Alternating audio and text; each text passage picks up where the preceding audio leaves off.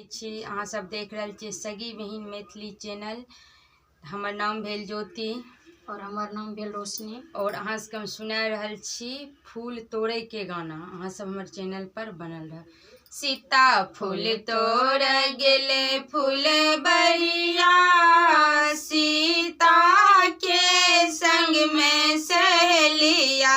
सीता फूल तोड़ गेले फूल बरिया, सीता के संग में सहेलिया।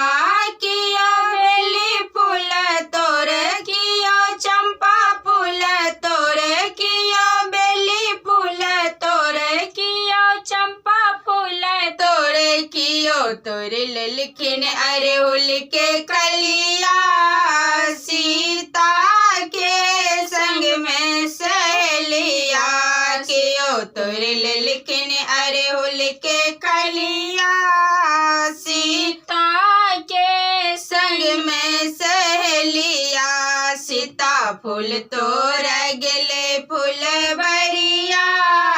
सीता के संग सहेलिया, राधा बेली फूल तोड़े, राधा बेली फूल तोड़े, सीता चंपा फूल तोड़े, सीता चंपा फूल तोड़े। गोरी तोड़ लेलखिन अड़हुल के कलिया। सीता के संग में सहेलिया, गोरी तोड़ लेलखिन अड़हुल के कलिया। सीता के संग में सहेलिया, सीता फूल तोड़ गेले फूल बरिया। सीता के संग में सहेलिया, कियो राम बड़े मांगे, कियो राम बड़े मांगे, कियो श्याम बड़े मांगे, कियो मांग लेलखिन तपसी भिखरिया। सीता के संग में सहेलिया, कियो मांग लेलखिन तपसी भिखरिया।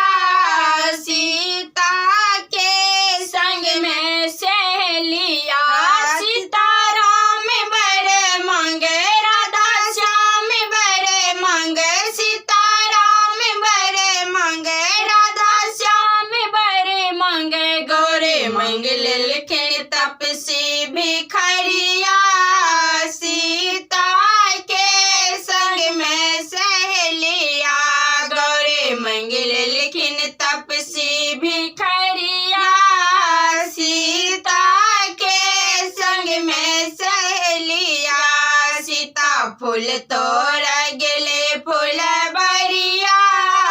सीता के संग में सहेलिया। हमर गाना अहाँ सबके केहन लागल और हमर गाना जो नीक लागल है तो कमेंट में जरूर बताएब और लाइक सब्सक्राइब हमारे चैनल के अहाँ सब जरूर कनिटा करब।